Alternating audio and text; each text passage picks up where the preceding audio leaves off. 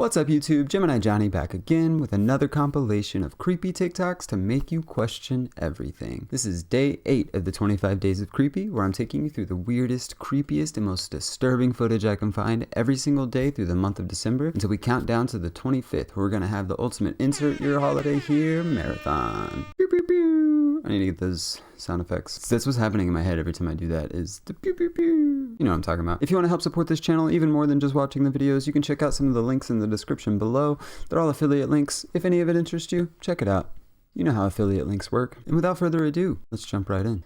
Another company, not a sponsor, but they could be. Hit me up, Howard Schultz. Disturbing facts from history. You wish you didn't know. One of the most horrifying true stories you'll ever hear has to be that of Russia's Cannibal Island. In the summer of 1933, thousands of Russian citizens were rounded up by police and sent to live on a tiny, swampy island in Siberia's Oba River. The plan was for the deportees to construct a special settlement as part of Joseph Stalin's new social engineering plan to rid Moscow of all undesirable elements. In May, the first 3,000 prisoners were dropped off by barge on Nadzino Island. They were given no tools, food or shelter. These were mostly city dwellers who had no farming experience or any skills for surviving outdoors. In a short time, the weather conditions quickly deteriorated with rain, snow and freezing winds sweeping over the island. Even still, more barges kept coming, dropping off even more people. Guards patrolled the icy waters, threatening to shoot anyone who tried to escape. For a while, every 4 or 5 days, they would drop off sacks of moldy rye flour as the only food source on the island. The inhabitants would take the flour to the river, mix it with water and drink it. Eating it dry was nearly impossible. Accidentally breathing the flour in its original state could be suffocating. Early on, many people lost their lives by freezing. Some burned alive by sleeping too close to the fires. Others became ill from drinking the brackish water. Things grew far worse for the survivors once starvation set in. Soon, the strongest of the island's prisoners began hunting the weakest members for food. Rumors quickly spread back in Moscow that the island's prisoners had begun eating each other. The experiment ended just 13 weeks after it had begun. Soldiers were sent to evacuate the island. What they found when they got there is beyond a nightmare. Corpses stripped of their flesh littered the tall grass. Skeletal limbs and human organs were discovered hanging from trees. One woman who had been transferred to another camp was missing her calves. That's because some of the prisoners cut them off while she was alive. She only survived because the frigid temperatures kept her alive. Of the 6,700 prisoners brought to Nadzino Island, 4,000 went missing or were killed. The events on Russia's Cannibal Island were covered up until 1988, when secret records were finally released to the public. Whoa. Yet another case of humans being horrific. It is not a good experiment. I'll say we never do that again. What do they say about power corrupting? Unchecked power?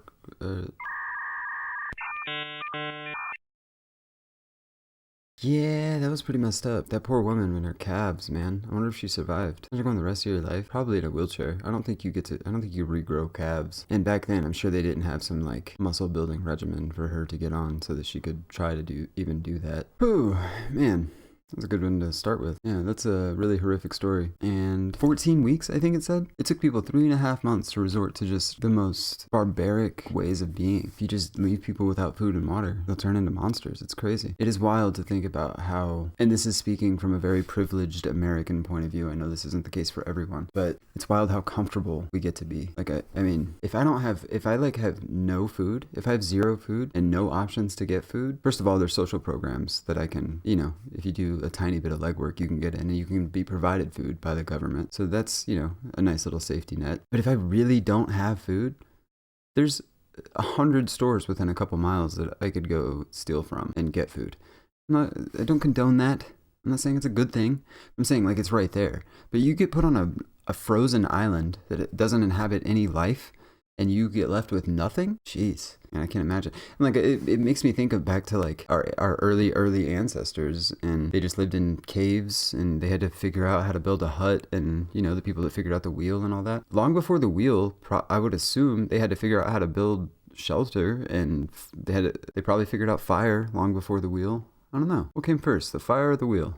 I'm sure we have estimates. I'm sure there's an answer to that. Most calls with death caught on camera. Watch as this guy sledding through the snow goes straight off of a massive cliff. Oh, you stop!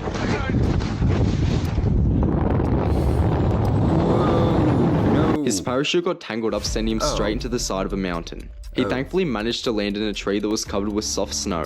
If he had hit the rocks, he would have been seriously injured or even killed. He was rescued from the cliff 7 hours later. Follow for more videos.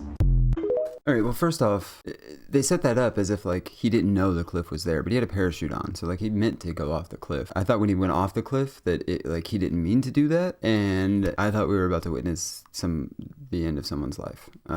Thankfully, he did have a parachute, and obviously, you all saw the video, he turned out fine. Then he landed in the tree, which was good. Then he was stuck up there for 7 hours?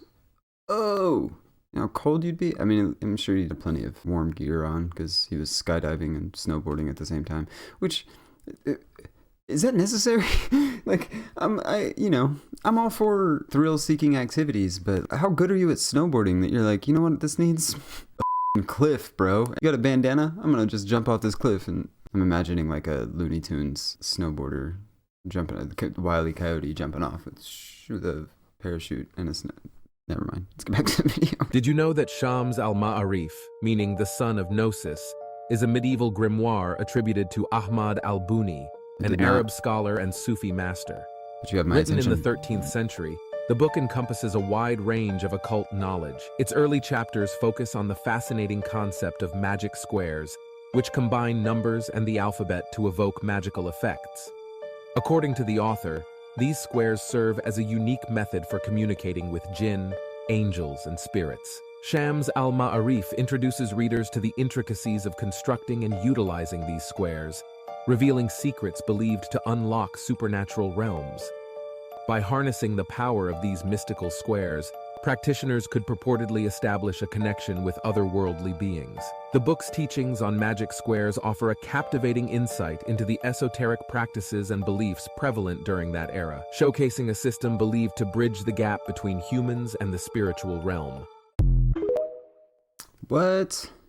I did not know about that, but I'm gonna look more into it I'm gonna look into it more because it sounds really interesting. And I love esoteric stuff. I've got a handful of esoteric books, and they're some of the most interesting things I've ever read. And probably, I don't know, a good 90% of it is probably not worth the paper it's written on. But if even 1% of that stuff is real, I think it's super interesting and worth investigating, studying, and knowing about. And honestly, I think a lot more than 1% of it is real. And it is kind of like its own religion, esotericism, but it's, I don't know, in my experience, it seems to pull bits and pieces from a bunch of other religions in kind of the things that I've read.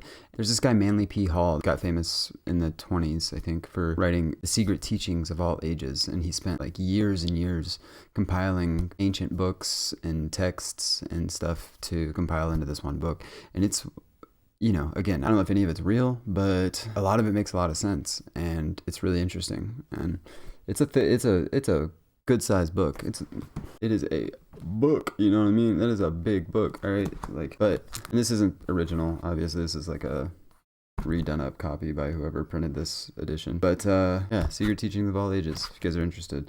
It's really interesting, and it's kind of what this video reminded me of a lot. And the whole point was I wonder if Manly P. Hall, I'm sure he must have known about this book, and probably there's pieces of that in there. Point being, interesting book. I'll throw a link in the description if you guys want to check it out yourself. Tight. Let's get back to the video. Morbid Facts, Part 103. This devastating photo was taken in India during the Madras famine of 1877. The man is fighting the urge to sleep so that he could protect his family against cannibals. People were so desperate for food that your own neighbor could snatch up your child or wife at any time. According to the FBI, if you're murdered in the US, there's only about a 50% chance that your murderer will be found and punished.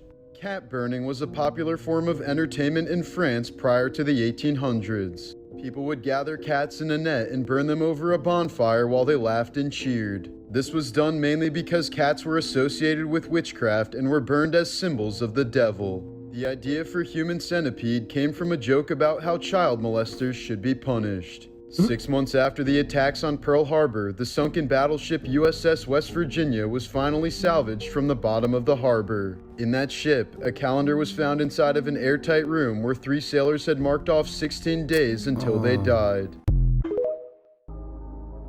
This is the reaction from a diver who had just found a body underwater.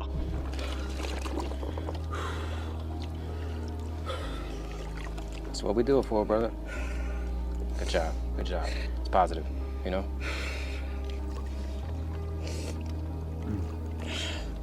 She's in the back of the vehicle.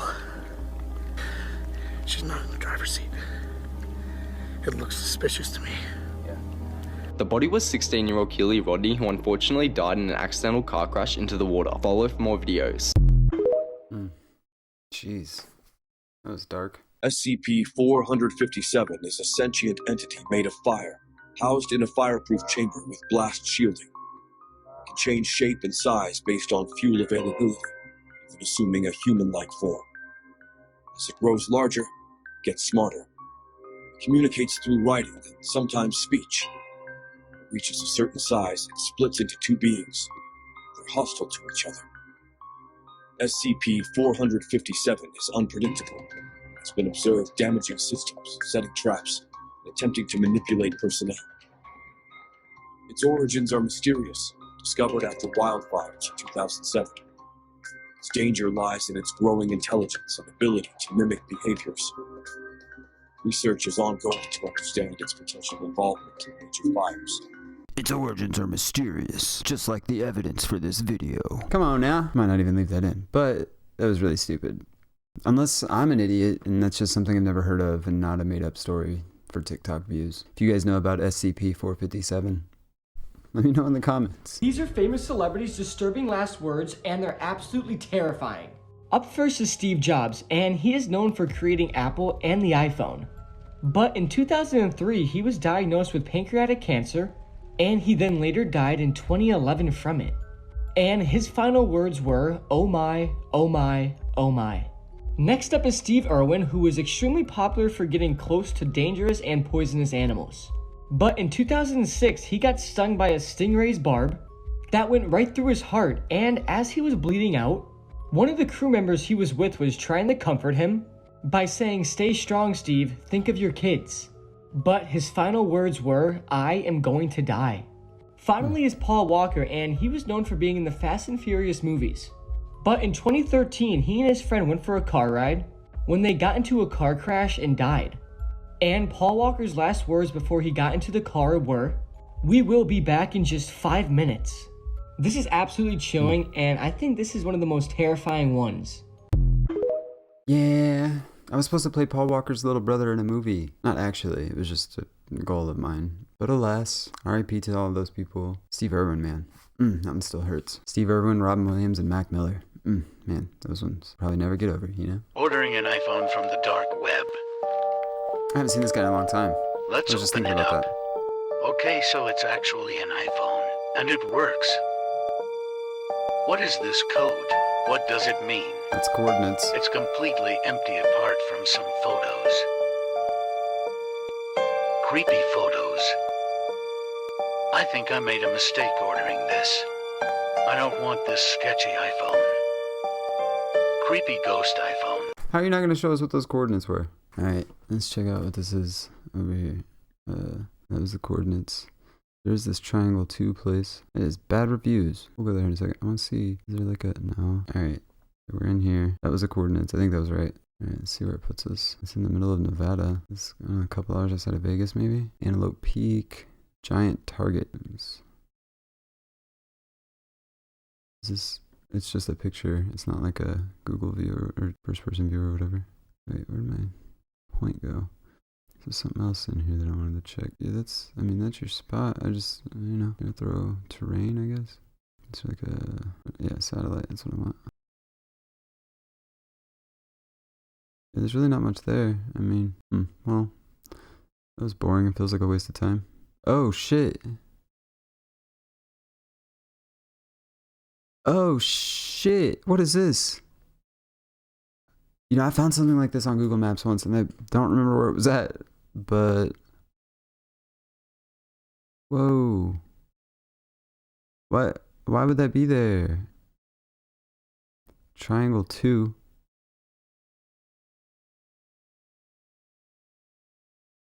Why are people putting bad results? No, wait. I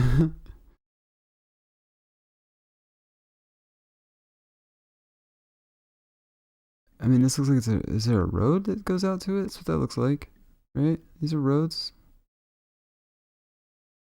But then why does the road do that?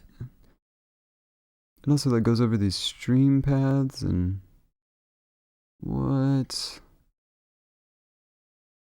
the heck? You guys can go look at this yourself, man. I thought this was a waste of time. I was sitting here like, I've heard that dark web guy's videos are fake. I don't know. I don't have any proof of that. It's just people saying that on the internet. Maybe he does order stuff off the dark web. You don't know, right? But if somebody did put those coordinates on that phone, because he might have just known this was here.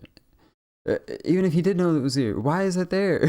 It's on Google Maps, bro. I'm not on like put triangles on the map.com. Like I'm not. Let me bring this over a little bit so you can see all of that. Look at that. What is that? And again, those are the coordinates right up there in the little box. You guys can go check this out yourself. All right, well, I'm not gonna figure it out right now, so let's get back to the video. He was known as the Beast of Jersey. In the middle of the night, he would break into his victims' homes, wearing a pale mask with dirty hair, a long nail-studded jacket with spiky bracelets. He would plan his attacks precisely, only targeting women and children. His first known attack was at a bus station in the beginning of 1957, where he tied up a woman and dragged her to a nearby field. He then proceeded to assault her sexually.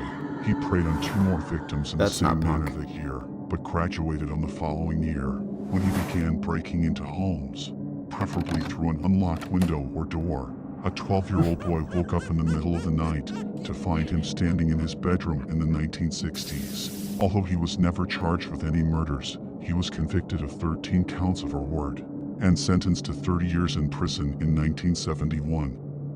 Scary sea creatures found on Google Maps. A Google Maps user found a gigantic sea creature in Oki Bay, New Zealand. A huge, long, unexplained creature can be seen. Near to Antarctica, someone found a huge creature on Google Earth. This creature is 120 meters long. Some believe it may be a kraken, that is a rumored gigantic octopus or squid. A Google Maps user found this creature off the coast of Scotland. It looks similar to a massive centipede. Based on the satellite image, it's around 120 meters long. This bizarre creature was captured off the coast of Corfu, Greece. It looks like a mix between a dolphin and a shark. It was first seen by a man named Harvey Robertson, who was baffled. So far, experts have been unable to identify whatever this is. Hey y'all, as we all know, funerals are sad, and it's a time when people come together to celebrate the death of a loved one. But what if I told you that the day of someone's funeral, that the person in the coffin wasn't even dead? That'd be great. In 1915, in Blackville, South Carolina, 30-year-old Essie Dunbar experienced an epilepsy episode. Her seizure caused her to fall onto the floor, and her family immediately got a doctor named Dr. Briggs. When Dr. Briggs examined Essie, he pronounced her dead. She wasn't breathing, she didn't have a pulse, no kind of vital signs. So, it's the day of the funeral. Loved ones are there, family and friends, minister, choir, all that good stuff. Essie's body was inside of a wooden coffin, and just when they were placing her coffin into her grave, her sister finally came to the funeral. Yes, her sister was running late. Essie's sister apologized for being late, but she asked one of the ministers if she could say her final goodbyes to her sister. The ministers didn't really want to do that because her body was already 6 feet under and they were already burying her, but they said, you know what, you can say your final goodbyes. So Essie's coffin was brought out of the grave, and when they unscrewed the top of the coffin, Essie sat up in her coffin and smiled at her sister. And can you guess what happens next? Oh yes, honey, everybody and their mama hauled ass. They ran out of that funeral so fast, and people were tripping over each other and all this craziness. I can imagine. Even the 3 ministers that were there, they all fell into the grave, and one of the ministers even broke a few of his ribs. So Essie, she just casually gets out the coffin and walks back into the town of Blackville, which caused so many people to be scared of her, which, I mean, I would be scared too, I'm not gonna lie. Her family, her friends, and everyone else in Blackville, South Carolina could not believe it. They were sure that Essie was dead, okay? A lot of people were thinking that this was some kind of The Walking Dead type shit, you know? People thought that Essie was a zombie or she was a ghost. But believe it or not, there have been so many cases where people have woke up in their coffins. In a case like this, if you woke up inside your coffin, you only have about 5 hours to live. And before those 5 hours are up, you have to calm yourself down, try not to panic, and manage your way out of that coffin. On May 22nd, 1962, 47 years after all that happened, Essie, for real, dies this time at the age of 77 from natural causes. All I can say is wow. I liked her.